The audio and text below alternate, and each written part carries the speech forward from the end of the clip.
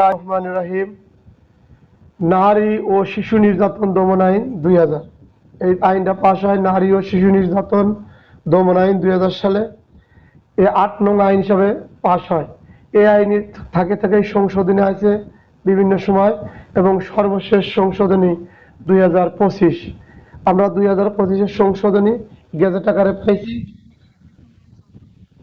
না, 2025 আমি যে গেজেটটা পাইছি, 26-এর কথা জানা নাই। যাক, ঠিক আছে, যদি গেজেট থাকে আপনি তো 25-এর গেজেটই আপনার আমার কাছে দিয়েছেন, তবে 26কে আপনি বলি আন্দাজে তো বলতে পারছি না।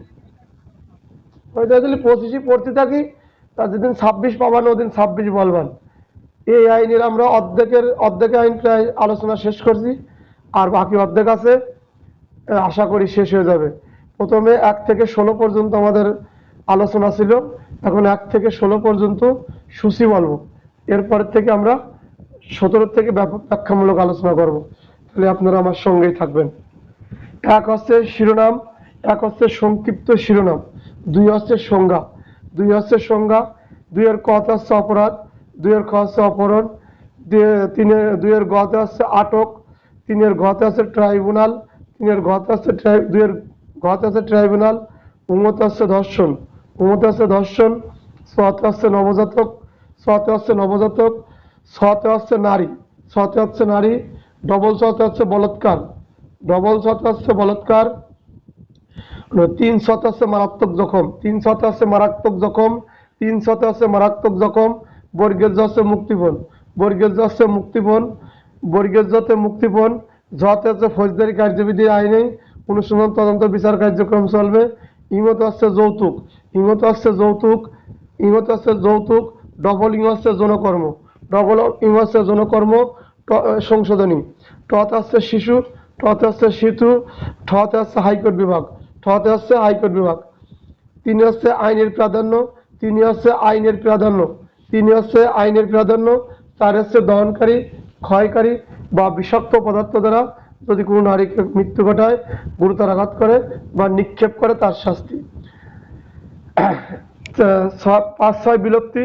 7 হচ্ছে নারী এবং শিশু অপহরণের শাস্তি, নারী ও শিশু অপহরণের শাস্তি 7 দ্বারা, 7 দ্বারা নারী ও শিশু অপহরণের শাস্তি। 8 দ্বারা মুক্তিপণ আদায়, 8 দ্বারা মুক্তিপণ আদায়। 9 দ্বারা ধর্ষণ, 9 দ্বারা ধর্ষণ। ধর্ষণের ধারাবাহিকভাবে বলি, কারণ এটা আমাদের গুরুত্বপূর্ণ আইন। এই আইনের প্রতিবারই প্রশ্ন হয়, এমসিকিউ হয়, যদিও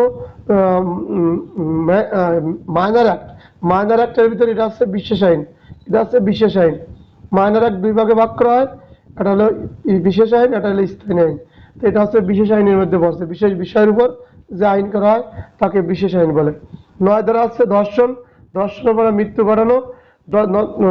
9-এর 1 ধর্ষণ করা, যদি কোনো ব্যক্তি ধর্ষণ করে 9-এর 1 ধর্ষণের পরে মৃত্যু ঘটায়। 3 দলবদ্ধভাবে ধর্ষণ করে, 3 দলবদ্ধভাবে সংঘবদ্ধভাবে ধর্ষণ করে। 4 9-এর 4 যদি ধর্ষণ করে মৃত্যু ঘটানোর চেষ্টা করে, যদি ধর্ষণ করে মৃত্যু ঘটানো বা আহত করার চেষ্টা করে। 4-এর ডবল ক, 9-এর 4-এর 9-এর 4-এর কি দিয়েছে, 9-এর কই গেল, 9-এর 4-এর ক ও 9-এর 4-এর খ, 9-এর 4-এর খ আছে দাড়ি বা চিহ্ন, আর সংশোধনী তো অধিক দেখা লাগে। 9-এর 4-এর খ আছে দাড়ি বা চিহ্ন, দাড়ি বা চিহ্নর পরিবর্তন আসছে। আর 9-এর গ নতুন সংযোজন আছে। 9-এর 4-এর গ, গরুর গতে আসছে ধর্ষণের নতুন সংকলন কি আছে, ধর্ষণ করার পরে মৃত্যু ঘটানোর উদ্যোগ করা, মৃত্যু ঘটানোর উদ্যোগ করা, ধর্ষণের 9-এর ক মৃত্যু ঘটানোর উদ্যোগ করা। তারপর আসছে 5, 9-এর 5 আছে পুলিশ হেফাজতের পরিবর্তে আইন শৃঙ্খলা বাহিনীর হেফাজতে যদি ধর্ষণ হয়। 9-এর 5 আইন শৃঙ্খলার হেফাজতে যদি ধর্ষণ হয়। তারপর 9-এর ক নারীর শ্লীলতা, নারীর আত্মহত্যার প্ররোচনা করা। 9-এর ক নারীর আত্মহত্যার প্ররোচনা করা, 9-এর ক নারীর আত্মহত্যার প্ররোচনা করা। সংশোধনী খ, 9-এর খ, 9-এর খ, 9-এর খ আসছে কি বিয়ের প্রলোভনের মাধ্যমে যৌনকর্ম করা দণ্ড, বিয়ের প্রলোভনের মাধ্যমে যৌনকর্ম করার দণ্ড। 9-এর খ বিয়ের প্রলোভনের মাধ্যমে যৌনকর্ম করার দণ্ড। আসেন 10 দ্বারা, 10 দ্বারা আসছে লেগে যৌন নিপীড়ন, যৌন নিপীড়নের দণ্ড 10 ধারা যৌন নিপীড়ন, 10 ধারা যৌন নিপীড়ন, 11 ধারা যৌতুকের জন্য মৃত্যু ঘটানোর শাস্তি, 11 ধারা যৌতুকের জন্য মৃত্যু ঘটানো, গুরুতর আঘাত করা, মৃত্যুর উদ্যোগ করা বা সাধারণ আঘাত করা, ধারাবাহিকভাবে বলি। 11 যৌতুকের জন্য যদি প্রথম হচ্ছে মৃত্যু ঘটায়, এক খতে হচ্ছে ডবল কতে হচ্ছে মৃত্যু ঘটানোর উদ্যোগ করা, ডবল সংশোধনী আসছে। এবং 11 খতে আছে মারাত্মক জখম, গুরুতর জখম, 11 গতে আছে সাধারণ জখম, 11 গতে আছে সাধারণ জখম। এরপর আছে 12 ভিক্ষাবৃত্তি বা অঙ্গ প্রত্যঙ্গ বিকৃতি করার জন্য, ভিক্ষাবৃত্তির উদ্দেশ্যে কোনো শিশুর অঙ্গহানি করানো বা কোনো অঙ্গ প্রত্যঙ্গ বিক্রি করা, তার শাস্তি 12 ধারা। 13 ধারা আছে ধর্ষণের ফলে জন্ম লাভ করা শিশু সংক্রান্ত বিধান, ধর্ষণের ফলে জন্ম লাভ করা শিশু সংক্রান্ত বিধান। আমি তারপরেও 1-2 করে বলি। 13 ধারার 1 বলছে, 13 ধারার 1 বা ক ধরবেন, ধর্ষণের ফলে জন্ম লাভ করা শিশু সন্তান মাতা বা মাতৃকুলে থাকবে। 13-1। 13-2 বলবেন, উক্ত সন্তান পিতামাতার পরিচয়ে পরিচিত হবে, উক্ত সন্তান পিতামাতার পরিচয়ে পরিচিত হবে। 3, উক্ত সন্তানের ভরণ পোষণের ব্যয় রাষ্ট্র বহন করবে। 3, উক্ত সন্তানের ভরণ পোষণের ব্যয় রাষ্ট্র বহন করবে। কাদের উস্তাদ মনে হয় নয়েজ আসতেছে আপনার, ভিডিও মুড অন আছে, ভালো আছে, কি করেছেন, শব্দ বন্ধ।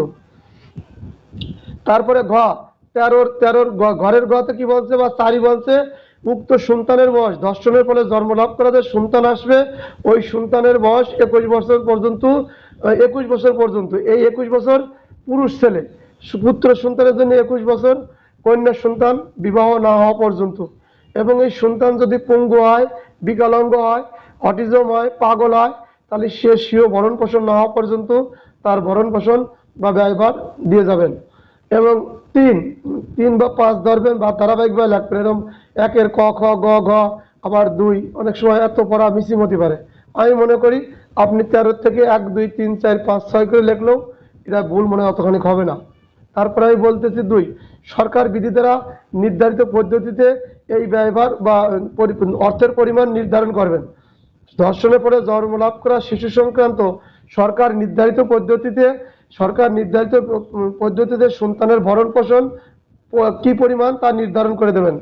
3 নম্বর বলছে, এই অর্থ সরকার যে এই অর্থ আদায় করবে, এই যে ব্যক্তি ধর্ষণ করছে যার সন্তান হয়েছে, উক্ত ব্যক্তির যদি রানিং যে সম্পত্তি থাকে এই সম্পত্তি থেকে ওই অর্থ কর্তন করা হবে। যদি এই সম্পত্তি তার নিকট রানিং না থাকে, তার যদি কোনো অর্থই না থাকে, তার বাবা মার নামে দাদার নামে আছে, তিনি কোনো অর্থের মালিক না, তার কোনো আয়ের উৎস নাই, তাহলে সমস্যা নাই। এই ধর্ষণকারী ব্যক্তি ভবিষ্যৎ যে সম্পত্তির মালিক হবে ওই সম্পত্তি থেকে এই অর্থ আদায় করা হবে। এই ভবিষ্যতের সম্পত্তি থেকে তার এই অর্থ আদায় করে ওই সন্তানের ভরণ পোষণ দেওয়া হবে।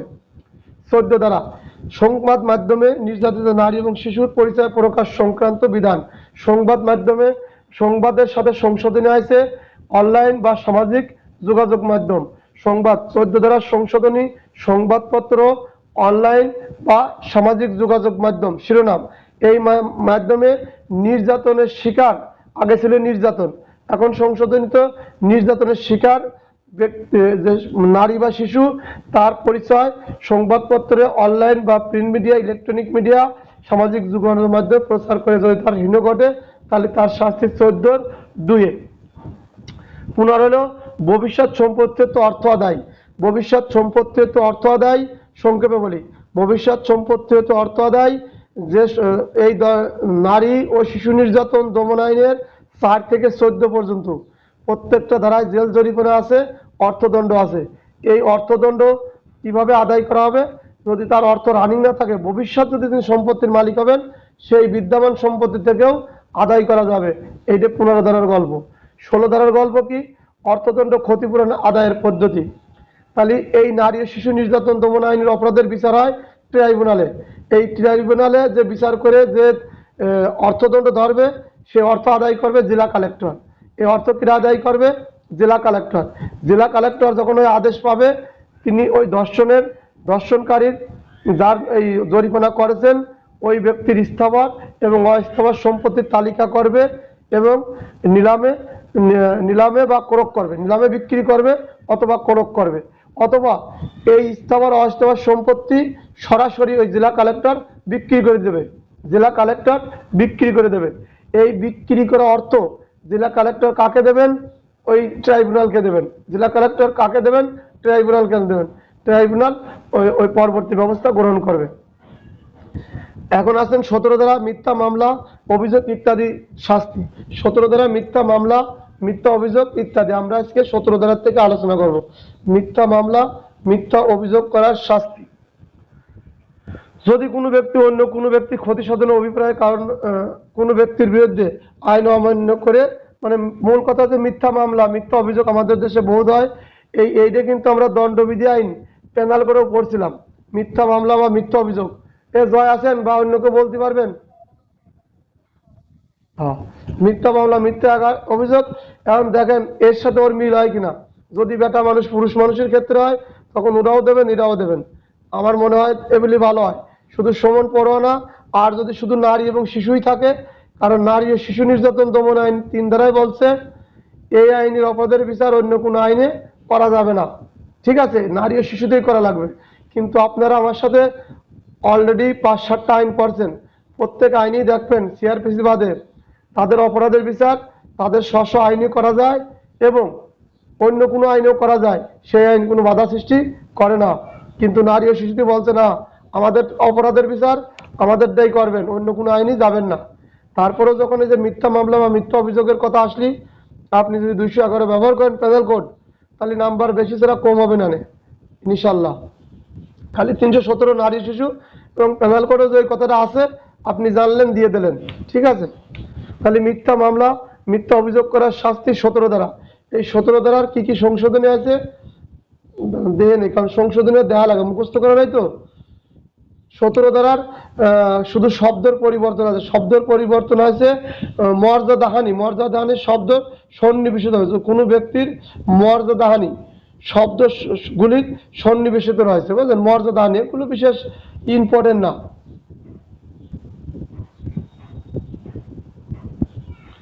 এই নারী ও শিশু নয় 17-3 সংশোধনী আছে। 1-2 তেমন বিশেষ কিছু না। মিথ্যা মামলা, মিথ্যা অভিযোগের এতটুকু পড়া। আর 3 ধারার সংশোধনী কি আছে আমি আপনাদের সামনে পড়ি, এরপরে ব্যাখ্যা করবেন। এটা আমি আগে একবার কোর্টে শুনছিলাম, আর বাস্তবে আজকে আপনাদের সামনে পড়ে আমি আগে অ্যাডভোকেটের কাছে শুনছিলাম, নারী অ্যাডভোকেট, উনি এজলাসে বলতেছিলেন, উনি আইনতে বলছিলেন আমার জানা নাই। এবার সংশোধনীতে আমি পাইছি, তা আপনাদের সামনে বলবো। নারী ও শিশু নির্যাতন দমন, মিথ্যা মামলা, মিথ্যা অভিযোগ। তার উনি কি বলছিলেন তার সারসংক্ষেপে বলি। উনি বলতেছিলেন, মানে ওনার কাছে শুনছিলাম তখন আমি আরো 5-7 বছর আগে, যদি আপনারা মামলা করেন, যদি আদালতে মামলা হয়েছে ক্ষতিপূরণ মামলা বা যে মিথ্যা অভিযোগ করছেন, এই মামলাটা হলে কিভাবে মামলাটা করবেন? আদালত নির্দেশ দেবে। কি করবে? আদালত যদি আপনার ক্ষতিপূরণের জন্য নির্দেশ দেয় বা অনুমতি দেয়, তৎক্ষণাৎ ধরুন আমি মামলা করছি হজরতের নামে বা জয়ের নামে, এটা মিথ্যা মামলা।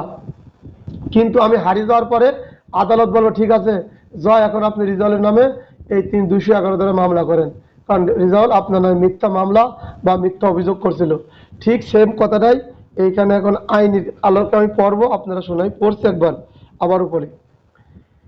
3 ধারার 17-3 বলছে কি, 17-3 ধারায় বলছে এই আইনে যাই কিছু 1 এবং 2 যাই কিছু থাকুক না কেন, এই আইনের অধীনে কোনো অপরাধের বিচার সম্পূর্ণ হওয়ার পর এ আইনের অপরাধের বিচার, মানে কি নারী ও শিশু নির্যাতন দমন আইনের অপরাধের কিন্তু 14 ধারা পর্যন্ত কিন্তু অপরাধের বিচার সালিশ হয়ে গেছে, এখন জেল জরিমানা হয়ে গেছে। 15-16তে কিভাবে টাকা কর্তন করবেন, 17 যে মিথ্যা মামলা করছেন গল্পে গল্পে শিখবেন কিছু কিছু।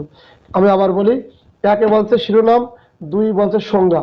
এই আইনের ভিতরে কিছু কিছু শব্দ ব্যবহার করবে, তার সংজ্ঞা 2 ব্যাখ্যা করছে। তিনি কি বলছিল, এই অপরাধের বিচার নারী ও শিশু যদি কোনো অপরাধ হয় তার বিচার এই আইনই করবেন। 4 থেকে শুরু হয়েছে এই জেল জরিমানা, কি অপরাধ করলে কি জেল জরিমানা, 4 থেকে 14 পর্যন্ত, 4 থেকে 14 পর্যন্ত দণ্ডের কথাগুলো বলে গেছে। 17তে বলছে ফৌজদারি কার্যক্রমের মতো কিভাবে এই সম্পত্তি আদায় করা হবে। দেখুন ফৌজদারিতে যেমন পদ্ধতি, এখানে পদ্ধতি আছে 14-15, ভুল করেছে 15-16। আর 17 বলছে কি পেনাল করে মিথ্যা মামলা অভিযোগ করার, সেই কথাটা বলছে। 17 আমরা 3 পর্ব 17 3 পর্ব পড়তেছি। তাহলে অপরাধের বিচার সম্পূর্ণ হওয়ার পর রায় প্রদানকালে যদি ট্রাইব্যুনাল লেখা সন্তোষজনকভাবে প্রমাণিত হয় যে কোনো অভিযুক্ত ব্যক্তির বিরুদ্ধে আনিত অভিযোগ মিথ্যা, তাহলে ট্রাইব্যুনাল যে আমি অভিযোগ করছি এই আদালত সন্তোষজনক হয়েছে, প্রমাণ হয়েছে যে এটা মিথ্যা, আদালতের মিথ্যা, হয়রানিমূলক, তাহলে উক্ত ট্রাইব্যুনাল মামলা বা অভিযোগ দায়েরকারী ব্যক্তিকে কারণ দর্শানোর সুযোগ প্রদর্শনপূর্বক সংশ্লিষ্ট অভিযুক্ত ব্যক্তি মানে কারণ দর্শাবে যে রিজাউল আপনি যে মামলা করেন এটা তো মিথ্যা, এই মামলাটা মিথ্যা এবং হয়রানিমূলক, তা আপনি কারণ দর্শান কেন এই মামলাটা করছিলেন। বা এত নারীদের মামলা, নারীদের কথা বলে শিপালি বা শিউলি বা রুম ভুল করেছে, ওই জায়গাটা নারী ধরেন ক খ গ নামে নারীরা, ওই নারীকে বলা হলো কেন এই রিজাউলের নামে আপনি মামলা করলেন, আপনি নারী মানুষ রিজাউলের নামে মামলা করছেন, এটা হয়রানিমূলক মিথ্যা। এখন ওই নারীর নামে করবে, নারীর নামে কি করবে, কারণ দর্শানোর নোটিশ প্রদান করবে। যেমন আমাদের চাকরির থেকে আমরা যদি গড় হাজির হই অ্যাবসেন্ট হই তাহলে আমাদের কারণ দর্শায় না, ঠিক এরকম ওকে কারণ দর্শাবে কেন আপনি এইরকম কার্যক্রম করলেন, এই মিথ্যা মামলা দিলেন বা মিথ্যা অভিযোগ করলেন বা হয়রানিমূলক কার্যক্রম করলেন, এটা কিরা করছে, ট্রাইব্যুনাল করছে, ট্রাইব্যুনাল করছে। আপনারা জানেন ফৌজদারি কার্যবিধি 107 থেকে 110 পর্যন্ত যদি আমরা কোনো ব্যক্তিকে হুমকি দুমকি দেই, রাষ্ট্রমূলক কাজ করি, তারপরে হচ্ছে কি অভ্যাসগতভাবে অপরাধী করি, তারপরে আর একটা চুরি ডাকাতি এরকম কিছু আছে, তখন জেলা ম্যাজিস্ট্রেট, ধন্যবাদ, এইগুলো করলে পরে দেখবেন আমাদের এই মুচলেখার জন্য নোটিশ প্রদান করে, আমাদের কেন কারণ দর্শানো হবে না, ওই শান্তি রক্ষার মুচলেখা আছে না ওই রকম। আর পুলিশ হলো কি প্রতিরোধমূলক কাজ করে, সিআরপিসির 149 থেকে 153 পর্যন্ত। আর এই নারী ও শিশুদের 17-3 এসে এরকম কিছুই বলছে, মানে এটা আমরা মিলে পড়ার কথা বলিনি, মানে কার্যক্রমের কথা বলছি। 17-3 এসে ঠিক এরকম কথাই বলছে যে কোনো ব্যক্তি মিথ্যা মামলা, কোনো মহিলা আমার নামে করছে মিথ্যা মামলা, মিথ্যা অভিযোগ করছে এই নারী ও শিশুর কারণে, এই মিথ্যা হওয়ার পরে আদালত তখন একে কি করছে, কারণ দর্শানোর নোটিশ দিয়েছে। কারণ দর্শানোর সুযোগ প্রদর্শন করে সংশ্লিষ্ট অভিযুক্ত ব্যক্তি এবং অভিযুক্ত ব্যক্তিগণ বরাবর যথাযথ ক্ষতিপূরণ প্রদানের আদেশ দিতে পারেন। তাহলে ক্ষতিপূরণ কারণও দর্শাবে এবং আমার যে ক্ষতিপূরণ হয়েছে এই ক্ষতিপূরণ কি আদেশ দিতে পারেন এবং প্রয়োজন মনে করিলে ক্ষতিপূরণের আদেশ প্রদানের পাশাপাশি উক্ত মামলা এবং অভিযোগ দায়েরের ব্যক্তিকে অনধিক 2 বছর সশ্রম কারাদণ্ড। তাহলে এমসিকিউগুলো আগে জানি। তাহলে যদি কোনো ব্যক্তি মিথ্যা মামলা, মিথ্যা অভিযোগ করে, আদালত তার বিরুদ্ধে কি দাখিল করতে পারে, কারণ দর্শানোর নোটিশ দাখিল করতে পারে। কি দাখিল করতে পারে, কারণ দর্শানোর নোটিশ দাখিল করতে পারে। এছাড়া ক্ষতিপূরণ আদায়ের জন্য আদেশ দিতে পারে। কি দিতে পারে, ক্ষতিপূরণ আদায়ের জন্য কে আদেশ দেবে, ট্রাইব্যুনাল আদেশ দেবে, আদালত লিখবেন না, ট্রাইব্যুনাল আদেশ দেবে। ক্ষতিপূরণ আদায়ের জন্য ট্রাইব্যুনাল আদেশ দেবে। এমসিকিউ কি আদেশ দেবে, কে আদেশ দেবে, ট্রাইব্যুনাল আদেশ দেবে। কিসের জন্য আদেশ দেবে, ক্ষতিপূরণ আদায়ের জন্য আদেশ দেবে। ঠিক আছে। এছাড়াও মামলার অভিযোগের দায়েরকারী ব্যক্তিকে, মামলা যিনি করছিল ওই ব্যক্তি যে মিথ্যা মামলা করছে ওনাকে 2 বছর সশ্রম কারাদণ্ড দেবে। খালি মামলা করার পূর্বে খেয়াল করবেন, এই মামলায় যদি আমি হারিয়ে যাই, এই মামলা যদি মিথ্যা হয়, হয়রানিমূলক হয়, তাহলে ট্রাইব্যুনাল ওই যে ব্যক্তি মামলা করছে তাকে হয়রানিমূলক মিথ্যা মামলা করার জন্য তার বিরুদ্ধে নোটিশ দাখিল করবে। কি দাখিল করবে, নোটিশ দাখিল করবে। নোটিশ করার পরে কি করবে, ওনার বিরুদ্ধে অভিযোগ দায়ের করতে পারে। এই অভিযোগের কারণে অভিযোগ মামলা দায়ের করে ওনাকে 2 বছরের শাস্তিও দিতে পারে। কি বলতে, 2 বছরের সশ্রম কারাদণ্ড দিতে পারে। এই হলো সংশোধনী আছে 17-3 হলো সংশোধনী আছে।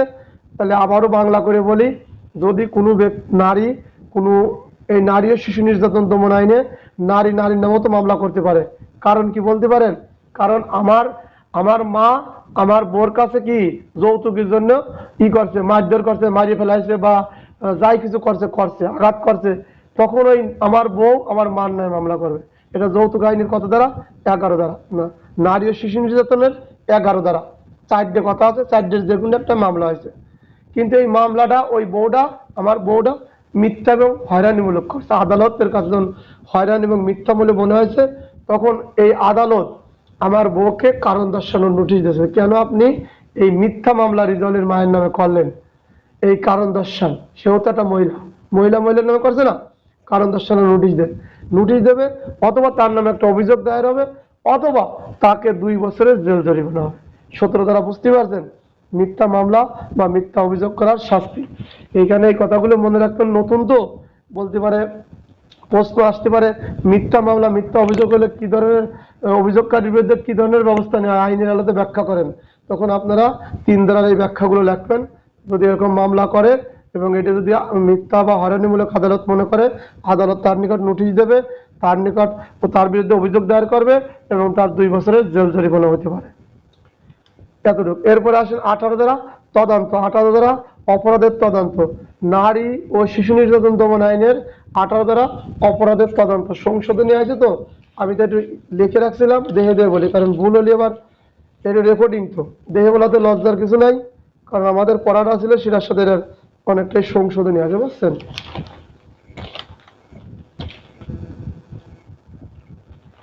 নারী ও শিশু নির্যাতন দমন আইন, এখন আমরা পড়ব তদন্ত সংক্রান্ত 18 ধারা। তাহলে খেয়াল করেন, পাওয়া গেছে দ্বারা আমার এদিক সিটু বাই করি, কারণ এই আইনটা পড়া দিতে আমার অনেকবার লেখা লাগে, কারণ এর ভিতরে অনেক যোগ বিয়োগ আছে। আর যদি ঢালাও হতো তাহলে এত দেখা লাগতো না। এখানে বই বাই করা আছে, এখানে গেজেট আছে এবং আমি হাতে লিখে রাখছি, বুঝছেন। এই সংশোধনীগুলো আপনাদের সামনে যত সুন্দর করে বলতে পারি, তাই এই পরিশ্রমটা করছি। এখন আসেন তদন্ত কিভাবে করবেন। ফৌজদারি কার্যবিধি তদন্তের কথা আছে, পেনাল কোডে কিন্তু তদন্তের কথা বলা নেই। আর পুলিশ আইনে কি তদন্তের কথা বলা আছে? মনে হয় নাই। তারপরে মাদক দ্রব্য তদন্তের কথা বলা আছে, অস্ত্র আইনি তদন্তের কথা বলা আছে। তারপরে আসছে এই যে আমরা এখন নারী ও শিশু পড়তেছি, এখানে তো অনেক আইনে তদন্তের কথা বলা আছে। আপনারা মাইনর অ্যাক্ট এবং মাইনর অ্যাক্টের ভিতরে যে বিশেষ আইন এবং স্থায়ী আইন, অনেক আইনের ভিতরে দেখবেন তদন্তের কথা বলা আছে। আবার প্রত্যেক আইনই বলা আছে, প্রত্যেক আইনের অপরাধের অনুসন্ধান তদন্ত বিচার ফৌজদারি কার্যবিধি আইন 1898 সালের অনুযায়ী পরিচালিত হবে, ঠিক আছে। আর দণ্ডবিধিতে বলেই দিয়েছে, দণ্ডবিধির সমস্ত অপরাধের অনুসন্ধান তদন্ত বিচার কোরকমূলক যা কিছু সমান টমান সব ফৌজদারি কার্যবিধিতেই পরিচালিত হবে। এখন আসেন তদন্ত। এই তদন্ত এক হলো নারী ও শিশু, এই তদন্তের এই দিন কার্য দিবসগুলো খেয়াল রাখবেন, এইগুলো এমসিকিউতে আসে। তাহলে তদন্ত কি? যদি কোনো নারী ধর্ষণ হয় বা এই নারী শিশু নির্যাতনের মামলা হয়, তদন্ত কিভাবে করবেন। যদি হাতে নাতে ধৃত হয় অপরাধী, যদি হাতে নাতে ধৃত হয়, খেয়াল করবেন, আমি 1 2 3 করে বলবো, তাহলে আপনার সহজ হবেন, আপনি পরে রেকর্ডিং দিয়ে রেখে রাখবেন, এখন লেখা লাগবে না। যদি আসামি হাতে নাতে ধৃত হয়, অপরাধী ব্যক্তি বা ধর্ষণকারী ব্যক্তি এই নারী ও শিশু নির্যাতনকারী মামলার তদন্তকারী, তদন্ত যখন শুরু হবে, মামলা রুজু হয়েছে ধরুন, এখন মামলা করে আমরা সবাই দারোগা, আমরা হাতে একটা মামলার ডকেট পাইছি, মনে করেন এই ডকেট পাইছি, মামলা শুরু হয়েছে, তদন্ত শুরু করলাম। এই আসামি যদি হাতে নাতে ধরা পড়ে যায়, এখানে সব অপরাধী আমলযোগ্য, সব অপরাধ আমলযোগ্য, শুধু 11 গ নারী ও শিশু নির্যাতন দমন আইন 11 গ 1 গ শুধু আপসযোগ্য, আর সব অপরাধ আমলযোগ্য, বিনা পরোয়ানায় গ্রেপ্তার করা যায়। তাহলে যখন আসামি এই নারী ও শিশু নির্যাতনের অপরাধ করছে, মনে করেন আপনি যদি হাতে নাতে ধরে ফেলেন, তদন্ত শুরু করে দেন, আমরা সবাই অফিসার।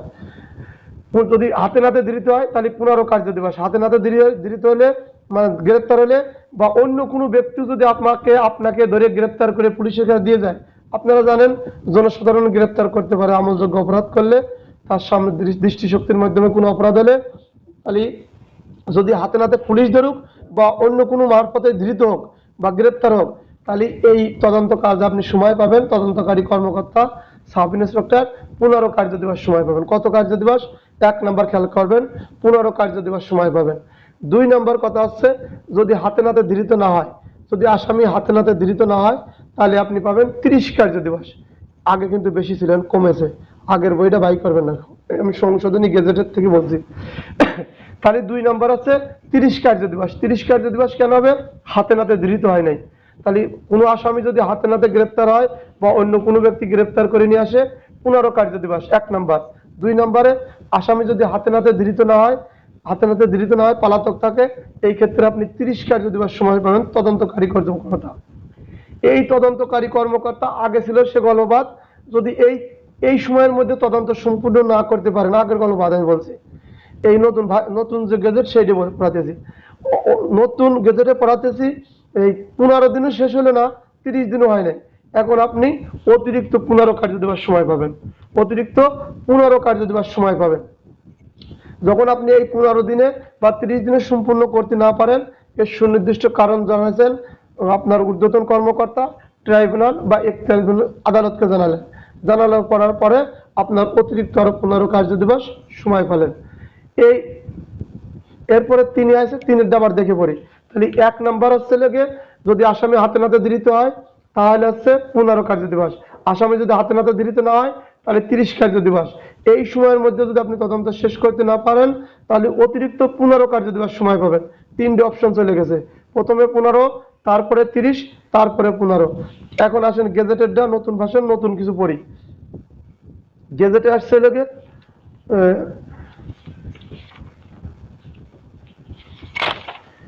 গেজেটে 3, তদন্ত প্রতিবেদন দাখিলের পর, তদন্ত প্রতিবেদন দাখিলের পর ওর বিরুদ্ধে নারাজি দাখিল করেন। নারাজি দাখিল হইলে ট্রাইব্যুনালের অধিকতর তদন্ত নিমিত্তে নতুন তদন্ত কর্মকর্তা নিযুক্ত করিতে পারিবেন। তাহলে এই যে তদন্ত কর্মকর্তা যে 15 দিন, 30 দিন এবং 15 দিন করার পরে তদন্ত প্রতিবেদন দাখিল করছে এবং তার বিরোধী পক্ষে নারাজি দিয়েছে, নারাজি দেয় যে তদন্ত মানি না, তদন্ত সঠিক হয় নাই, নারাজ দাখিল করলে ট্রাইব্যুনাল অধিকতর তদন্ত মানে অতিরিক্ত তদন্ত করার জন্য নতুন তদন্ত কর্মকর্তা নিযুক্ত করতে পারিবেন এবং অনুরূপ ক্ষেত্রে তদন্ত আদেশ প্রাপ্ত হইবার পরবর্তী 15 কার্য দিবসের মধ্যে তদন্ত সম্পূর্ণ করবেন। এটা পড়তাম না, এটা হলো 15 ধাপ, পরের ধাপটা বলে দিলেও হইতো না। তাহলে তদন্তকারী কর্মকর্তা যে তদন্ত প্রতিবেদন দাখিল করছে, দাখিল করার পরে ওই বিরোধী দল বা দুই পক্ষের এক পক্ষ এটা নারাজি দিয়েছে, তদন্ত সঠিক হয় নাই, তখন ট্রাইব্যুনাল কি করছে, নতুন তদন্ত কর্মকর্তা নিয়োগ করবে। ট্রাইব্যুনাল নতুন তদন্ত কর্মকর্তা নিয়োগ করবে। ওই তদন্ত কর্মকর্তা কতদিন সময় পাবে? 15 কার্য দিবস সময় পাবে। ওই তদন্ত কর্মকর্তা কতদিন সময় পাবে? 15 কার্য দিবস সময় পাবে। আবার বলি, তদন্ত কিভাবে হবে? 1 নম্বরে বলছে যদি হাতে নাতে গ্রেপ্তার হওয়া পড়ে বা অন্য কোনো ব্যক্তি এসে গ্রেপ্তার করে পুলিশের কাছে দেয় তাহলে তিনি সময় পাবেন 15 কার্য দিবস। কয় কার্য দিবস? 15 কার্য দিবস। আর 2 নম্বরে বলছে তদন্ত করতেছি, 2 নম্বরে বলছে যদি আসামি হাতে নাতে ধৃত না হয়, আসামি যদি পলাতক থাকে 30 কার্য দিবস সময় পাবেন। কয় কার্য দিবস? 30 কার্য দিবস সময় পাবেন। 3 নম্বরে কি বলছে? এই 15 এবং 30-এর মধ্যে আপনি পারেন নাই, তখন আপনি অতিরিক্ত আরো 15 কার্য দিবস সময় পাবেন। আপনি অতিরিক্ত তদন্তকারী কর্মকর্তা 15 কার্য দিবস সময় পাবেন। 3-এর পরে 4র্থ নাম্বার লিখবেন, মানে ওইভাবে 1 2 ক করলে আড়া ফেলা দেবেন। 4 নম্বর কলামে এসে লিখবেন এই যখন এই তদন্তকারী কর্মকর্তা তদন্ত জমা দেওয়ার পরে বিরোধী পক্ষ বা অন্য কোনো পক্ষ নারাজি দিয়েছে, এই তদন্ত সন্তোষজনক হয় নাই, তদন্ত সঠিক হয় নাই, তখন ট্রাইব্যুনাল কি করবে? নতুন তদন্তকারী কর্মকর্তা নিয়োগ করবে। এই তদন্তকারী কর্মকর্তা কয়দিন সময় পাবেন? 15 দিন। অতখানি লিখবেন না, এটা হলো আপনার পড়ার জন্য। আপনাকে এমসিকিউ আসবে যে নতুন তদন্তকারী কর্মকর্তা কতদিন সময় পাবেন? এমসিকিউ 15 দিন সময় পাবেন। নতুন তদন্তকারী কর্মকর্তা কে নিয়োগ দেবেন? ট্রাইব্যুনাল অধিকতর তদন্তের নিমিত্তে নতুন কর্মকর্তা নিযুক্ত করতে পারিবেন। কেটা নিয়োগ করলো? ট্রাইব্যুনাল নির্দেশ দিয়েছে বা নিয়োগ করছে। অনুরূপ ক্ষেত্রে অথবা তদন্তের জন্য আদেশ প্রাপ্ত হইবেন, উনি আদেশ দেবে যে স্বতন্ত্র পুলিশ অফিসার যে আপনারা নতুন তদন্তকারী কর্মকর্তা নিয়োগ দেন। এই নতুন তদন্তকারী কর্মকর্তা 15 কার্য দিবসের মধ্যে তদন্ত সম্পূর্ণ করবে।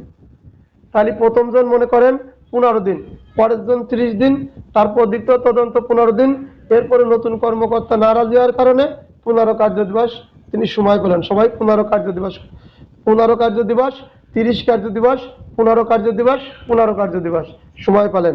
এখন আসেন 4-5 বিলুপ্তি। 4-5 যদি বিলুপ্তি না হতো তাহলে আবার আরেক তদন্ত কার্যক্রম শুরু হইতো। ওই বিলুপ্তি নতুন সংশোধনীতে ওই পুরাতনটা মাথায় চলে আসে, বুঝছেন? এইখানে আবার ওই পুরাতন গান গাওয়া লাগে। তো যাক, সেগুলো মাপ হয়েছে। এখন আসেন 6তে কি বলছে? এই আসছে, আমরা এখন কিছু তদন্তের মধ্যে আছে, তদন্তের মধ্যে আছি। তদন্তের আদেশ প্রদানকারী ট্রাইব্যুনাল কিংবা 6 নম্বরে কি বলছে? তদন্তের আদেশ প্রদানকারী ট্রাইব্যুনাল কিংবা ম্যাজিস্ট্রেট যদি উক্ত সিদ্ধান্ত উপনীত হয় যে নির্ধারিত সময়ের মধ্যে তদন্ত সম্পূর্ণ না হওয়ার জন্য সংশ্লিষ্ট তদন্ত কর্মকর্তা, ক্ষেত্র বিশেষ কোনো সরকারি কর্মকর্তা দায়ী। এই যে তদন্ত কর্মকর্তা প্রথমে 15, 30, 15, তারপরে আবার 15, এই সময়ের মধ্যে যে তদন্ত করার জন্য যে তদন্ত কর্মকর্তা নিয়োগ দিয়েছে, প্রথমটা বাদ দেওয়ার পর নতুনটা বাদ দিয়েছে, এই 6 এসে বলতেছে আদালতের কাছে এই যে কাগজপত্র গেছে পর্যালোচনা করে দেখছে আদালত বা ট্রাইব্যুনাল দেখছে এই তদন্ত কর্মকর্তার যদি কোনো গাফলতি থাকে বা কোনো অপেশাদারিত্ব থাকে বা তিনি এই তদন্ত অনীহা প্রকাশ করছেন, এরকম কোনো অদক্ষতা অসাধারণ বলে যদি বিবেচিত হয়, তাহলেই এই ট্রাইব্যুনাল বা ক্ষেত্র বিশেষ আদালত এই তদন্তকারী কর্মকর্তার উপরে কি করবেন, একটা প্রতিবেদন দেবেন, তার বাৎসরিক প্রতিবেদন এসিআর, আমাদের যে এসিআর থাকে বা বাৎসরিক যে গোপন প্রতিবেদন থাকে যে এই অফিসার ভালো করে তদন্তকারী কর্মকর্তা না, এর বাৎসরিক প্রতিবেদন এবং চাকরির পদোন্নতির ক্ষেত্রেও তার বিরুদ্ধে ব্যবস্থা গ্রহণের জন্য নির্দেশ দেবে। তাহলে সহজ করে বলি, 6 কি বলছে, আপনি যে তদন্ত করার জন্য 4 দামের সময় পাইছিলেন পুলিশ অফিসার, এই তদন্ত করার পরে এই আদালত বা ট্রাইব্যুনাল খেয়াল করে দেখছে তদন্ত সঠিক করে আমি করি নাই, তদন্তকারী অফিসার সঠিক তদন্ত করে নাই, তিনি অপেশাদারিত্ব, অদক্ষতা এবং এবং তার কাজের গাফলতি পাইছে, এইটা যখন পরিলক্ষিত হবে আদালতের নিকট, আদালত তখন কি করবে, ওই অফিসারের বিরুদ্ধে ব্যবস্থা গ্রহণ করার জন্য, তদন্ত কর্মকর্তার বিরুদ্ধে ব্যবস্থা গ্রহণ করার জন্য আদালত তার বাৎসরিক যে এসিআর যে প্রতিবেদন, ওই প্রতিবেদনে এই কথাটা লেখার জন্য তিনি ভালো মানের অফিসার না, অদক্ষ অফিসার, এবং তার বিরুদ্ধে বিভাগীয় ব্যবস্থা গ্রহণ করার জন্য আদালত বা ট্রাইব্যুনাল নির্দেশ প্রদান করবে, এতটুকু বলছে। তাই এখন আমরা আছি তদন্তে। তদন্ত হচ্ছে 18, আবারও বলি, তদন্তের এক হচ্ছে হাতে নাতে দেরিতে হলে 15 কার্য দিবস, হাতে নাতে দেরিতে না হলে 30 কার্য দিবস, আবার যদি অতিরিক্ত সময় পায় 15 কার্য দিবস, অতিরিক্ত সময় পায় 15 কার্য দিবস। তারপরে যদি আদালতে নারাজি দাখিল করে, তদন্ত প্রতিবেদন দাখিল করে যদি নারাজিকেও দাখিল করে, তাহলে নতুন তদন্ত কর্মকর্তা নিয়োগ হবে, তিনি পাবেন 15 কার্য দিবস। এই তদন্ত করার পরেও যদি প্রতিবেদন জমা দেয় আদালতে, জমা দেওয়ার পরে আদালত দেখলো এই তদন্ত সঠিক হয় নাই, এই তদন্তে গাফলতি আছে, এই তদন্তে কত কর্মকর্তা তার অপেশাদারিত্ব লক্ষ্য পায়, আদালত বা ট্রাইব্যুনাল যদি মনে করে, সেই ক্ষেত্রে ট্রাইব্যুনাল এই তদন্তকারী কর্মকর্তার নিয়ন্ত্রণকারী অফিসারদের নিকট তার বাৎসরিক প্রতিবেদনে কি করবে, তার এই অদক্ষতার কথা তুলে ধরার জন্য অনুরোধ করবে এবং তার বিরুদ্ধে বিভাগীয় ব্যবস্থা নেওয়ার জন্য কি নির্দেশ প্রদান করবে, আদেশ দেবে। এইগুলো 6। এরপরে আসেন 7। 7-এ কি বলছে, 7 সংশোধনে আসে নাই, 7-এ আমি আপনাদের সাথে বই থেকেই বলি।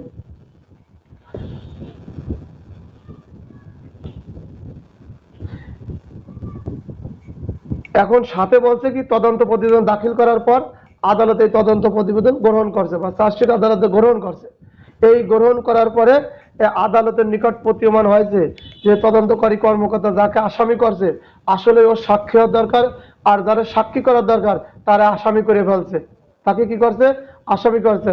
তা আদালত ন্যায় বিচারের স্বার্থে সাক্ষীকে করা বাঞ্ছনীয়, ভুল করেছি, আমি রিডিং করে নেই।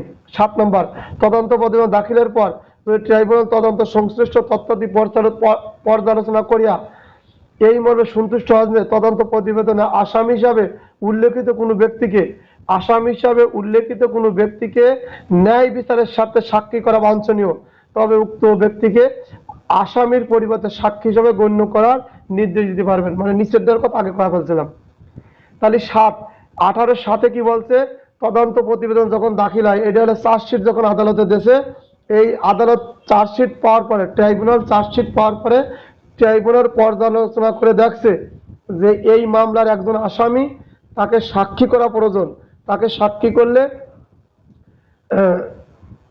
তাকে সাক্ষী করার আশা ন্যায় বিচারের সাক্ষী করা, এইটাকে যেমন সিআরপিসির কত ধারায় পড়ছিলাম, কে বলতে পারেন, বলেন, সিআরপিসিতে এর একটা ধারা পড়ছিলাম, এই যে রাজসাক্ষী, হ্যাঁ 337, 338 রাজসাক্ষী, এই সেই রাজসাক্ষী যে আসামিকে সাক্ষী করছে, কিটা করছে, ট্রাইব্যুনালের বিচারক করছে, প্রস্তাব দেবেন বিচারক, তিনি আসামিকে সাক্ষী করবেন যিনি ঘটনার সাথে জড়িত, ঠিক আছে, ঘটনা সম্পর্কে জানেন এবং ঘটনা সম্পর্কে তিনি সাক্ষ্য দিতে পারেন। তাহলে এখন রাজসাক্ষীর সাথে যদি এটা যোগ করেন, এ হয়, তাহলে কি মিথ্যে হবে?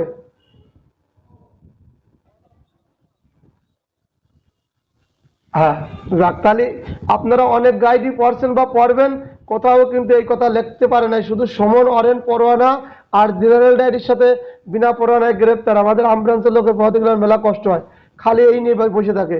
এরে ভাই, এই যে 7 এই যে 18-7 তদন্তের 18-7 দ্বারা তদন্তের 18-7-এর সাথে 300 সিআরপিসি 337 338 যেটাকে রাজ সাক্ষী বলা হয়।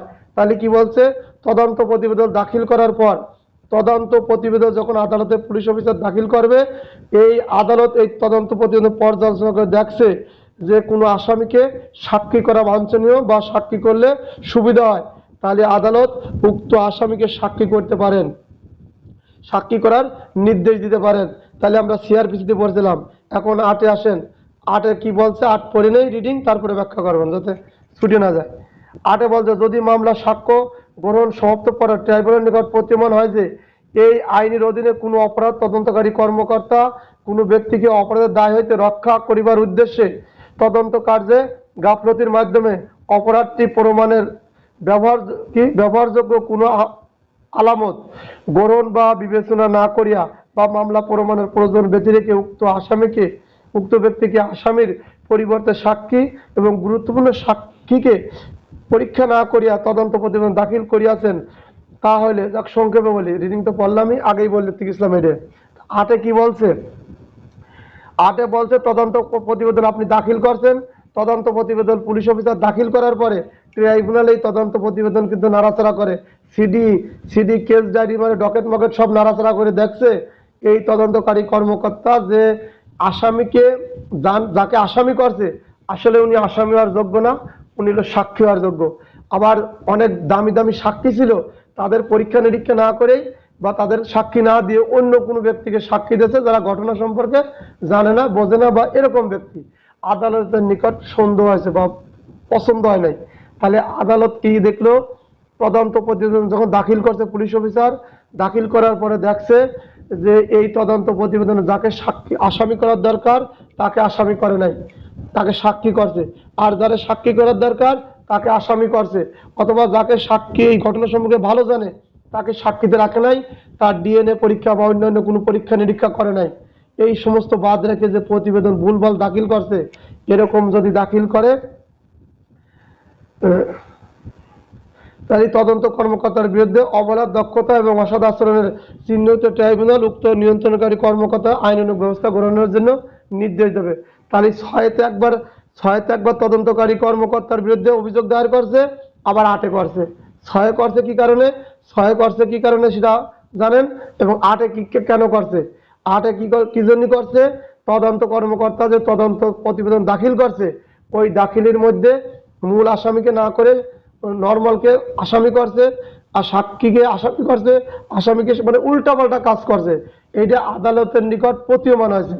আদালত বা ট্রাইব্যুনাল, আদালত না, ক্ষেত্রময় বিশেষ আদালত বা ট্রাইব্যুনাল নিকট যদি প্রতীয়মান হয়, ট্রাইব্যুনাল তখন এই বিষয়টা লক্ষ্য করে এই নিয়ন্ত্রণকারী যে তদন্তকারী কর্মকর্তা কিন্তু বড় মাপের অফিসার না, এদের তদন্তকারী কর্মকর্তার নিয়ন্ত্রণকারী অফিসার মানে আমাদের বড় বড় অফিসার যারা বিসিএস যারা আমাদের নিয়ন্ত্রণ করে, এই নিয়ন্ত্রণকারী অফিসারদেরকে এটা কর্মকর্তার নিকট এর বিরুদ্ধে আইনানুগ ব্যবস্থা গ্রহণ করার জন্য নির্দেশ দেবে।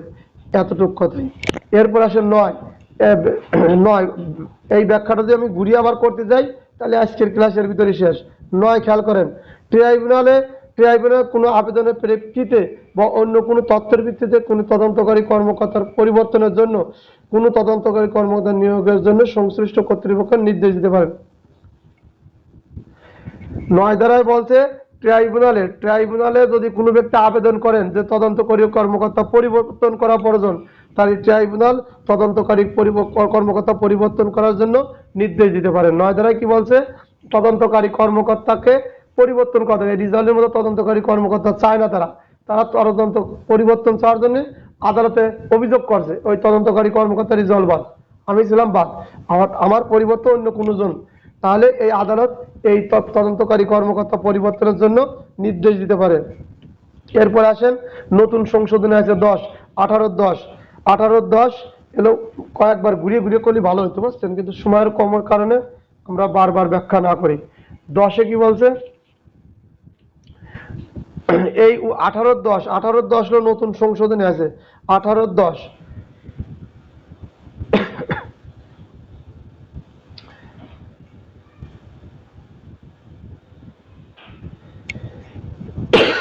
18-10 হচ্ছে 18-10 নতুন, একেবারে নতুন গেজেট দেখে পড়ব। নতুন হচ্ছে 10 বলছে মামলা তদন্তকারীর কর্মকর্তা যখন ইনি মামলা তদন্ত করতেছেন, ধর্ষণ মামলা বা নারী শিশু নির্যাতন দমন আইনের মামলার তদন্তকারী কর্মকর্তার প্রশাসনিক কারণে বদলি করা যাবে না। কি কারণে বদলি করা যাবে না? প্রশাসনিক কারণে বদলি করা যাবে না। অনেক সময় দেখা দিল যে যদি কোনো তদন্তকারী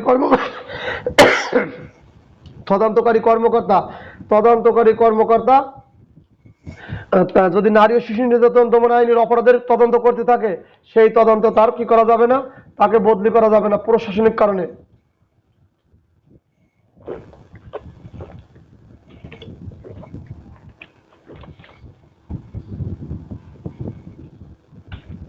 তাহলে 18-10 কি বলছে? সংশোধনী আছে নতুন, যদি তদন্তকারী নারী ও শিশু নির্যাতন দমন আইনে কোনো অপরাধের তদন্তকারী কর্মকর্তার আপনি চাইলেই বদলি করতে পারেন না প্রশাসনিক কারণে, তাকে বদলি করা যাবে না। আবার যদি শর্টে করতে যাই আরো 5 মিনিট চলে গেলে ক্লাসটা আজকে মনে করছিলাম 20 দ্বারা পর্যন্ত শেষ করবো, আসছে না। জয়, আমার কথা বুঝতে পারতেছেন? জয় বা বাকিরা কি ক্লাসে বুঝতেছেন না? মানে আরেকবার কতি পারলি, আরেকবার যদি বই না দিয়ে বলতে পারতাম বা বলা সম্ভব, সময় লেগে যান বেশি, পরের ডায় যাওয়া যাচ্ছে না, বুঝলেন? কাল আমার আইজার নাইট আছে, কাল ক্লাস নিতে পারবেন না। তারপরেও যারা নিয়মিত ক্লাস করেন ভালো লাগে, আপনাদের দেহে আমার ভালো লাগার কারণে আমার কষ্ট মনে হয় না, বুঝছেন? আমি আমার প্র্যাকটিস বাদ দিচ্ছি, কাশি মাসির ওষুধ খাইছি, তাহলে সহজে ওষুধ খাতাম না। হ্যালো, জয় বা এই তারেক আমার দোস্ত ব্যাটসম্যান রংপুর, ওই ভিডিও মুড অন করো, ভিডিওর পর হাত দাও, তোমার ওদের একটা সাউন্ড বক্সের মতো আসবেন, ওইটা অফ করে দাও। জয় আর একটা দ্বারা 19 দ্বারা পড়ি, 19 দ্বারা অল্প আছে, আপনারা শোনেন, টাইম যায় যাক, জীবনে কত সময় চলে যায়, 1-2 ঘন্টা তো আমরা টিকটক দিয়ে ব্যয় করি, ভিডিও দিয়ে ব্যয় করি, আরে পড়ার কাজে একটু থাকেন। 40 মিনিট হয়েছে, কষ্ট হচ্ছে আমার, আপনারা খালি শুনবেন। হ্যাঁ, এই কষ্ট একদিন সফল আসলে পরে দেখবেন দাম শান কত বাইরে যায়, কল্পনাও করতে পারবেন না। আল্লাহ যেন আপনাদের কবুল করে, লাগিয়ে থাকেন। আমি এখন 20 দ্বারা পর্যন্ত পড়াই, আর কম পড়ালে হয় না। অপরাধ বিচারতে গ্রহণ এগুলোতে প্রশ্ন তোমরা আসবেন না, এমসিকিউ আসবেন, তাই আমি চিল্লাইতেছি, কার্ডটাতে যে নয়েজ আসতেছে। তাহলে অপরাধ বিচারতে গ্রহণ খেয়াল করবেন, অপরাধ বিচারতে গ্রহণ এরও সংশোধনী আছে, আমি সংশোধনী সহ আপনাদের সাথে আলোচনা করব। তাহলে 1 নম্বরে হচ্ছে এই অপরাধ সব দণ্ডনীয় এবং সব অপরাধ আমলে গ্রহণযোগ্য। 19-1 বলছে কি, এই নারী ও শিশু নির্যাতন দমন আইন সব অপরাধ আমলযোগ্য এবং বিচারে গ্রহণযোগ্য, ঠিক আছে? আদালত গ্রহণ করে নেবে, 1 নম্বরে বলছে। 2 নম্বরে কি বলছে? 2 নম্বরে বলছে, এই 2 নম্বরে কখন আপনি জামিন পাবেন, কখন জামিন পাবেন না, কথাগুলো খেয়াল করেন, গল্পের মতো, কোনোটা পিছান নেবেন না। শিরোনাম শুধু মুখস্থ করবেন, 19-এর শিরোনাম বলবেন, অপরাধ বিচারতে গ্রহণ এটা মুখস্থ করবেন, আর ভিতরের কথা 1, 2, 3 এটা গল্পে এই আইনটা একটু বড় ছোট হলেও কঠিন আছে বা সহজ আছে, এটা মুখস্থ করে ফেলবেন। এটা কিন্তু ছাড় দেওয়ার সুযোগ নেই, কারণ এখান থেকে প্রতিনিয়তই প্রশ্ন আসে, বুঝছেন? তাহলে আমি এই পাই টু পাই পাতাম না। যেমন আপনারা জানেন মাদক দ্রব্যের আমি কিন্তু সব পাই টু পাই পড়ি নেই, কারণ ওখান থেকে কত আসে না, যেটুকু আসে অতটুকু পড়ি। কিন্তু 19 দ্বারা খেয়াল করেন, অপরাধের বিচারিত গ্রহণ, 1-এ লাগবেন এই সমস্ত অপরাধ আমলে গ্রহণযোগ্য। এখন 2 কি বলছে? 2 বলছে কোন কোন সময় জামিন দেওয়া যায়, এই 20-এরই কোন সময় জামিন দেওয়া যায় না। আমি পড়ি, আপনারা শোনেন, এরপরে ছোট করে বলবেন, বড় করে বলবেন। 2 কি বলছে? 2-এর কথা বলছে কখন আপনি জামিন দেবেন। এই যে অপরাধ হলো, মামলা হলো, তদন্ত হওয়ার পরে এখন দেন কত সুন্দর করে জিনিসটা বই পার্ট বাই পার্ট লেখা, আপনি যখন পড়বেন, বুঝে পড়বেন, তখন আপনার কষ্ট লাগবে না। প্রথমে হলো শিরোনাম, তারপরে সংজ্ঞা। এই আইনি বিচার করবেন 4 থেকে 14 পর্যন্ত হচ্ছে লেগে দণ্ডবিধির মতো, দণ্ডের কথা বলছে। 15-16 কি বলছে? কিভাবে এই অর্থ আদায় করবেন।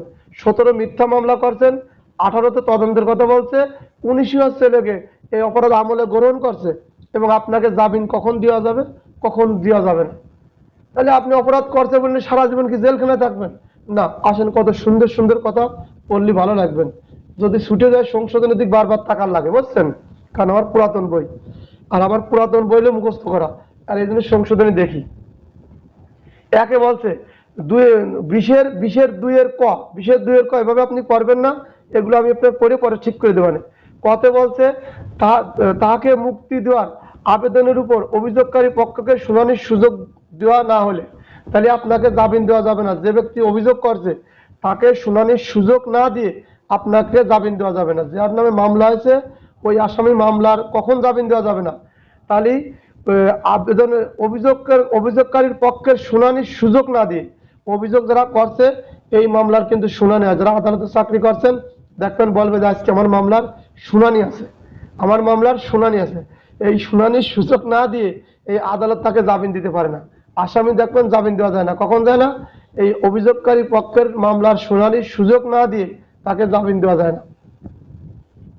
তাহলে তাকে মুক্তি দেওয়ার আবেদনের উপর, যে মুক্তি দেবেন একটা আবেদন করছেন, কিন্তু এই আবেদন করার উপর শুনানির সুযোগ দিতে হবে। শুনানির সুযোগ দেওয়ার পরে তাকে জামিন দেওয়া যাবে। 2 নম্বর, তার বিরুদ্ধে আনিত অভিযোগ তিনি যদি দোষী সাব্যস্ত হওয়ার যুক্তিসঙ্গত কারণ রয়েছে মর্মে ট্রাইব্যুনাল সন্তুষ্ট হন। তাহলে আমার নামে যে অভিযোগ করছে কোনো নারী, বা আমি যে ধর্ষণ বা অ্যাসিড 4 থেকে 14 পর্যন্ত যে কোনো একটা আমি অভিযুক্ত হয়েছি, আমার নামে যে অভিযোগ করছে, আমার বিরুদ্ধে যে আনিত অভিযোগ আছে, এই যে ট্রাইব্যুনালের কাছে যুক্তিযুক্ত মনে হয় যে যার বিরুদ্ধে আনিত অভিযোগ তিনি যদি দোষী সাব্যস্ত হওয়ার যুক্তিসঙ্গত কারণ রয়েছে, মানে আমি যে অপরাধ করছি এরকম কারণ ট্রাইব্যুনালের কাছে মনে হচ্ছে আসলে রিজাউল অপরাধ করছে, সেই ক্ষেত্রে ট্রাইব্যুনাল জামিন দেবে না। ট্রাইব্যুনাল কোন ক্ষেত্রে জামিন দেবে না? আমার বিরুদ্ধে যে অভিযোগ, এই অভিযোগে আমার বিরুদ্ধে যে অভিযোগ আছে এই যে যুক্তিযুক্ত মনে হয়েছে আসলে রিজাউল গিলটি মাইন্ড। আপনারা সাক্ষ্য আইনের 4 ধারা পাবেন, may presumption, shall presumption, conclusive proof. আদালত অনুমান করবে, অবশ্যই অনুমান করবে চূড়ান্ত প্রমাণ। তাই আদালতে যখন কোনো মামলা দায়ের হয়, দায়ের হওয়ার পরে আদালত এটার উপর করে আন্দাজ করে নেয় আসলে এটা কতটুকু গ্রহণযোগ্য। আদালতের কাছে যদি বেশি যোগ্য মনে হয় তাহলে আপনাকে আর জামিন দেবে না। তাহলে কতও জামিন দেয় নাই, কতও জামিন দেয় নাই। আবার এই আইন কিন্তু 2 প্রকার। একবার দেখবেন উল্টা দিলে জামিন দেওয়া যায়, আর সিধে করলে জামিন দেওয়া যায় না। এবার 3 পড়া নেই, তারপরে আবার বুঝাচ্ছি। 3 পড়ানো বলতে কোনো নারী বা শিশু কিংবা শারীরিকভাবে অসুস্থ হয়, এই আইনের অপরাধের আসামি নারী হতে পারে, শিশু হতে পারে। আপনারা 11 ধারায় পড়ছেন, এইখানে কিন্তু শুধু পুরুষই অপরাধী না, নারী অপরাধী হতে পারে। নারী অ্যাসিড ছুঁড়ে মারতে পারে, নারী যৌতুকের জন্য স্বামীর গায়ে আঘাত করতে পারে। নারী ও শিশুতে শুধু 9 ধারায় ধর্ষণ সংক্রান্ত বিষয় লেখা, এছাড়া বাকি অপরাধ নারীও করতে পারে, পুরুষও করতে পারে। তাহলে কি বলছে? তিনি বলছে কি, যদি কোনো নারী বা শিশু যদি শারীরিক অসুস্থ হয়, মানে ওরা অপরাধী, শারীরিক অসুস্থ হলে সেই ব্যক্তিকে জামিনে মুক্তি দেওয়ার কারণ ন্যায় বিচারে বিঘ্ন ঘটবে না। ন্যায় বিচারে ঘটবে এমন যদি আদালত সন্তুষ্ট মনে করে বা ট্রাইব্যুনাল সন্তুষ্ট হয় তাহলে তাকে জামিনে মুক্তি দেওয়া যাবে। যদি আদালত সন্তুষ্ট না হয় তাহলে জামিন দেওয়া যাবে না। এখন আসেন আমি 3টে কথা আবার বলবো। জামিন দেব না এই শর্তে বলবো, পরিভাষা। প্রথমে মনে করবেন কখন জামিন দেওয়া যাবে না, কখন জামিন দেওয়া যাবে না। নারী ও শিশু নির্যাতন দমনে কোন কোন ক্ষেত্রে জামিন দেওয়া যায় না, কোন কোন ক্ষেত্রে জামিন দেওয়া যায়, একটা ধারায় 2 রকম করে লিখবেন। আমার কষ্ট হলেও টাইম 1 ঘন্টা যায়, যাক আপনারা কিছু মনে করবেন না। আমি যদি চিল্লায় মনে না করি আপনারা মনে করেন না। তাহলে একে, যদি আসামি অভিযোগকারীর পক্ষে শুনানি সুযোগ না দেওয়া হয় তাহলে জামিন দেওয়া যাবে না। 1 নম্বর, অভিযোগকারীর পক্ষে শুনানির সুযোগ না দেওয়া হলে জামিন দেওয়া যাবে না। 2, অভিযোগকারী যদি আদালত যদি সন্তুষ্ট না হয়, অভিযোগকারী যদি ট্রাইব্যুনাল মনে করে আসলেই এ লোক অপরাধী, তাহলে আদালত তাকে জামিন দেবে না। 3, নারী ও শিশু যদি বিকলাঙ্গ না হয় এবং তাদেরকে জামিন দিলে যদি আদালত মনে করে যে ন্যায় বিচারে বিঘ্ন ঘটবে, আদালত তাকে জামিন দেবে না। এইভাবে প্রথমে কড়া করে লিখলেন জামিন দেবে না। এখন কখন জামিন দেবে আবার লিখবেন জামিন, এখন জামিন যখন দেবে তখন লিখবেন অভিযোগ পক্ষের শুনানির সুযোগ যদি দেওয়া হয় সেই ক্ষেত্রে আদালত জামিন দেবে। ওই কথাই আবার অভিযোগকারী পক্ষের শুনানি যদি সুযোগ দেয় তাহলে আদালত জামিন দেবে। এবং আদালত যারা অভিযোগ দায়ের করছে আদালতের যদি যুক্তিযুক্ত মনে হয়েছে যে না জামিন দিলে কোনো সমস্যা হবে না, অত বড় অপরাধী মনে হচ্ছে না, তাহলে আদালত তাকে জামিন দেবে। 2, 3 নম্বর আবার কি লিখবেন, ওই নারী এবং শিশু যদি বিকলাঙ্গ হয় বা অসুস্থ হয় তাহলে ন্যায় বিচারে ব্যাঘাত ঘটবে না। বিচার সালিশ করার সময় তদন্ত করার কোনো ব্যাঘাত ঘটবে না। তাহলে আদালত উক্ত ব্যক্তিকে জামিন দিয়ে দেবে। তাহলে দেখেন, একবার জামিন দেওয়া যায়, আবার দেওয়া যায় না। আপনি যদি বুঝে পারেন, এক মুখস্থতে দুই প্রকার লেখবেন। আইন করা সহজ, আপনি যদি বুঝে নেন। আমার কষ্ট হোক, আপনার জন্য কষ্ট নয়। আপনি যদি বুঝতে না পারেন, পরে ফোন করবেন, অবশ্যই আমি আপনাদেরকে ফোনেও বলবো। এর বিনিময়ে আমারও লাভ আছে, আমারও 4 বছরের পরীক্ষা, তাহলে আমার জন্য সহজ হবে। আর এই সংশোধনের জন্য বারবার গ্যাজেট দেখতেছি, এইটা পড়া দিতে আমার অনেক সময় দেখে দেখে লিখে রাখা লাগছে। এখন আসেন 4, এই 20-4 দ্বারা 20-4 পরে শেষ করবো। 20-4 কি বলছে আমি আপনাদের সাথে রেডি হয়ে, কোনো ব্যক্তিকে জামিনে মুক্তি দেওয়া ন্যায় বিচার ন্যায়সঙ্গত হইবে মর্মে ট্রাইব্যুনাল সন্তুষ্ট হইলে তার মর্মে কারণে লিপিবদ্ধ করে সংশ্লিষ্ট ব্যক্তিকে 4 19 20 বা 20-4 হচ্ছে গিয়ে কোনো ব্যক্তিকে জামিনে মুক্তি দেয় ন্যায়সঙ্গত মনে করলে কোনো ব্যক্তি 19-4 মাথা হ্যাং হয়ে গেছে।